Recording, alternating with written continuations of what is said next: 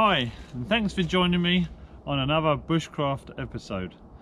This week I thought we'd just go over some of the knots I did on my Hitch tarp. There was a request from an Adam Turner, and I'd like to think that I listened to my viewers. So what I'm going to do is I'm just going to cover them just a basic way of doing it really, and then hopefully you'll have a better understanding of how they go together. But with knots, lots are like stamps. You sort of seem to collect them as you go, but there's only a few of them that really stand out and then you can use. There are so many knots, and me personally, I don't bother learning all of them. I only learn the ones that I feel are going to be useful to me, and there are many knots that can do the same job. I don't know, it's just worth just sort of literally sticking to the ones that you're going to use. Right, so I'm going to start off with the first knot, which is a Siberian knot. The reason it's called a Siberian knot, as far as I'm aware, is that you should be able to do this up with your gloves on. So if it's really extreme cold temperatures, there's no reason why you shouldn't be able to do it. So you're going to have to come closer so you can see what I'm doing. So come closer. Right, so I want to go around the tree. I'm going to keep it low so it's easy to see, and hopefully you'll see my hands. So we're going to call that the dead end, and we're going to call that the live end. I mean, you can call it whatever you like, but that's what I call it. It just makes it easier. So what I'm going to do is I'm going to literally live end, dead end, lay the rope, the dead end rope over my hand, like so, over my palm, around my fingers, and I'm going to go around my hand once and stop on the end there. So you've got a complete loop. I'm going to point down, and then I'm going to twist my fingers to the sky on the other side of the live rope. So what I've done, I've gone from there, twisting up, going to there. And what I'm doing then is I'm taking the dead end and pulling it through that loop there and just pulling that tight. And what I do then is I push that up to the tree, give it a little wiggle, and then it's tight. It ain't gonna move. Sometimes it does play the wiggle around with it like that. Now it's solid. See, that ain't going nowhere. I mean, I'm leaning on that, and that ain't going nowhere. So to undo that, again, if you've got gloves on, this is well hand. If you've got cold hands, you literally grab this dead end, give it a tug and pull it, and then you're finished. That's it. That's all there is to it. So that's the first one. Another knot that we can use is the timber hitch, which is a really simple knot. So what I want to do is I just want to go around the tree. Right, I want to take this dead end under, and I want to wrap it around itself like that. Oops.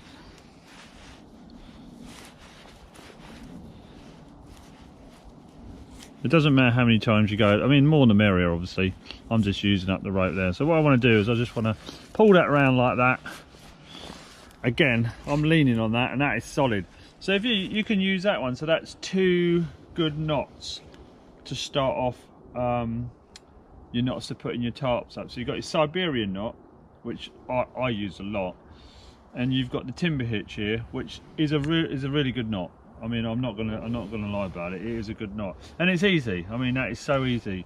Again, you could probably do that with your gloves on if you have to. So, and that will hold a lot of weight, because all that's doing is it's pulling on itself, and as it's pulling on itself, it's just locking up. So I'm going to go and do the other end. So let's do it. So with this one here, I've tied off to the other end. I've come round. What I'm doing is if I can, I'm going to try and pull as much of the slack out of the main line as I can, and it just helps with the tightening up. So what I want to do is I've got my dead end, I've gone round the tree, I've literally gone under. It doesn't matter if you go under or over, really, it doesn't really matter. And what you want to do is pull the line, the dead line round there, so that almost acts as a sort of a pulling mechanism to tighten this up. So I've gone around there, I've gone around, I'm keeping it tight, I'm keeping it close, and then there's two ways to tie off. I mean, my favourite way is just doing a half hitch. So literally I go through, around and tie off there. You could do that, but what I do is I do another one with the loop like so, and just pull that through like that. Yeah, and that again, that's not going nowhere, that's solid. And because it's not done up real tight, you can pull this through like so. Right, so I'll just undo that again. I'll pull that, a quick release mechanism, it comes undone. And the other way to do it is if you get this dead end, you twist it, and then you twist it again, pull that through there, pull that through there, and hey presto, you got the same thing. That's pretty much all there is to it. And again, you can pull on this line, and it just completely undoes itself like that. So that's pretty easy. So I'll quickly go through that one again, just in case. So I go around the tree. Doesn't matter what side, this side or that side, it doesn't really matter. Do whatever suits you, whatever's easier. And then line goes under, can go over, under or over, doesn't matter. And I'm going to pull this dead end, and that's going to tighten the rope up, this main line up here, and that is tight. And then I'm going to go around the tree with the dead end, obviously. I'm going to go under, yeah, I'm going to make a loop, right, and then I'm just going to double that loop again, so it's like you're twisting it twice. And then I'm going to pull the dead end through, and that's going to secure that off. And if I really wanted to, just to be sure, I'm going to make a big loop through there like I've done there, and then pull that through, and then I can tie that off. That's like a half hitch, and that's just like double, I don't know, double precaution just in case. So again, undo that and then pull that, and I'll show you the other one. So go around the tree, go under. What I do is I form a loop, bring that through there, and then again through there, just to half hitch it, just to tie it off there, and that secures it again, and that's not going anywhere. So that's the two that's the two knots for the ends. So you got a choice of two knots that end to secure it, and you got, really you only want to use this knot, really. I mean, this is the one that's going to tighten your line up. If you got another one, that's brilliant, but this works really well. Right, okay, so there is another knot I'm going to show you, which is this one here, which we didn't cover on the last video. And this is a Bushcraft knot here, and then use this one a lot in mountaineering. And what this allows me to do, this allows me to slide the hoochie up and down there, so I can adjust it. And it's the same with this end here. You can just pull that out like so, and that locks in. That's not going to go, because again it's pulling on itself. And pretty much all knots work in their own favour, i.e. they lock on themselves. The tension of the string works really well. But what's really good about these particular knots is that they work better when this Bushcraft knot here, the string is smaller than the main line. It works a lot better.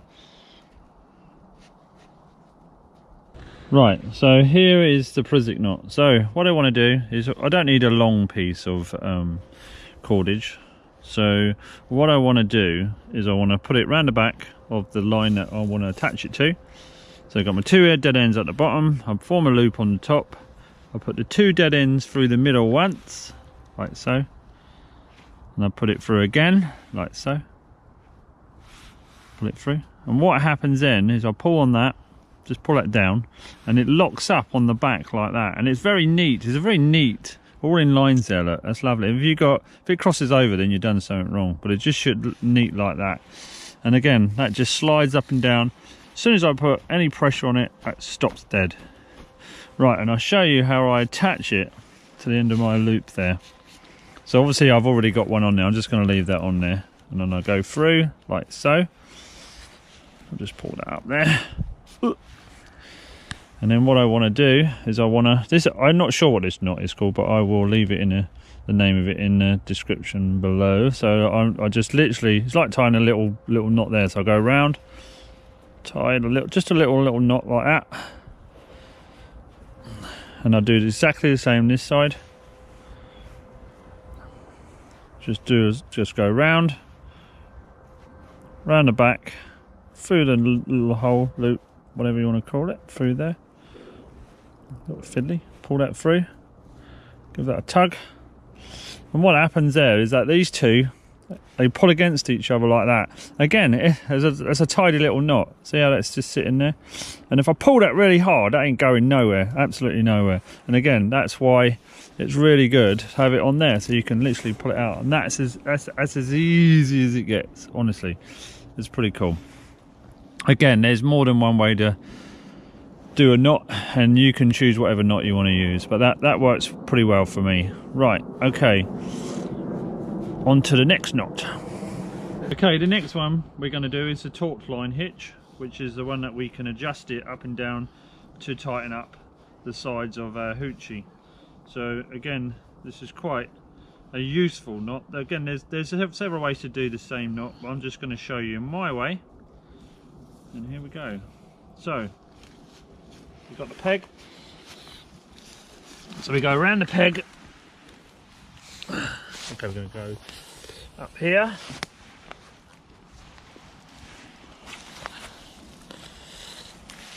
so what do we want to do?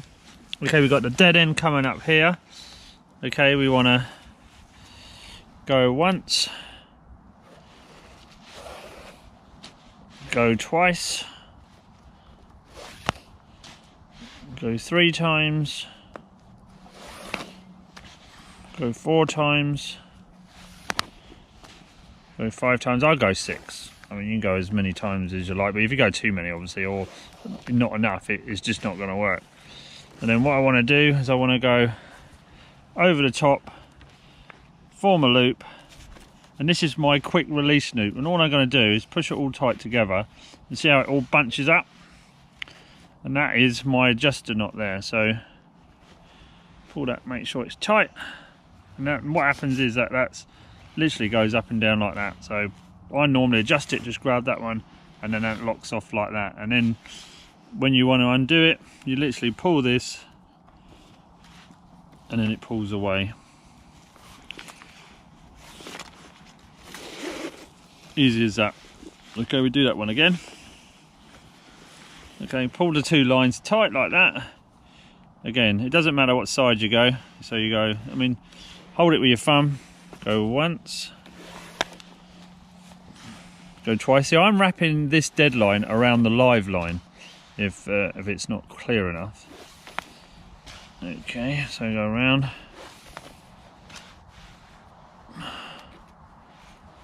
Okay, and then what I do is just go right around the whole lot, form a loop like that, pull that through from the loop, tighten it off, and then push it all up, and then there you have it. It's as easy as that. I prefer this one. There is another one that is very similar, but it doesn't have, you do 1 in front and 2 behind, and then what it is, you don't have this bow in there, and if you try to put a bow in there, the knot doesn't work. So to me, this is a better system for me. I mean, people might disagree. It really is up to them at the end of the day, but that really is not going to go anywhere. That's locked off. Okay, so again, just undo it. Bosh, easy. I'd go around about 5 or 6 times. That's good enough. Right, so the next one is the one that we used. It's not really a knot, but seeing as that it's all out, I might as well show you how to put it all away, as in the main line that pulls the tarp off, because this is a thin rope and it's quite long, obviously, because we want to reach a peg or a tree. So again, grab my hand, dead in round. I'm going to go 1, and I'm literally just going to do a figure of 8 like that. Yeah, and then when you get used to it, you just sort of do this and just walk along the line like so. And then when I get not quite to the end, probably about a foot away maybe, I mean, you're judging it, and then I'm just going to wrap the line around like so,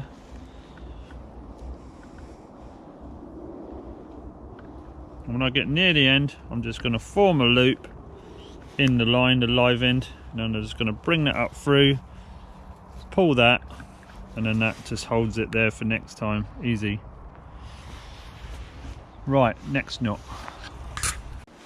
Okay, so what I'm going to do is I'm just going to finish these knots off on a slip knot that I used to hang my hammock up that time it was wet. So all you do is you take it doesn't matter what size, I'm just demonstrating on this big bit here because it's up. So what you do is you get near the end of your line, or anywhere you want it, and then what you do is you do a loop, right? And it's really important that you're sort of going over on top, so the dead is laying on top, and you bring the live through the hole, right? And then you pull it like so it tightens it up. But what you want the knot to slide onto the live bit, so when you pull down on that, it pulls tight. So when you put a stick in there, which I will demonstrate now, just bear with, you put your stick in there or whatever you want in there, and you pull that tight, and again it pulls on it and it's not going to go anywhere, and it's just going to hang like so. I mean, obviously the stick can be as long as short as you like, and then the good thing about it is that it doesn't really tighten up too much. You can just pull that away, undo it, drop your stick out, and the thing is that again it's not hard to undo, and then you're back to square and on. But I'll show you again.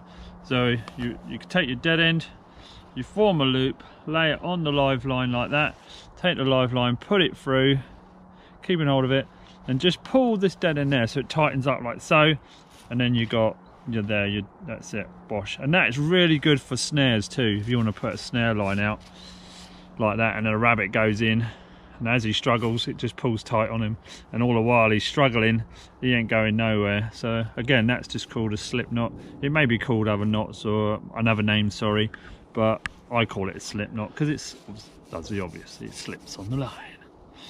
Okay, so bosh, done. Well, okay, so that was a few knots to get going.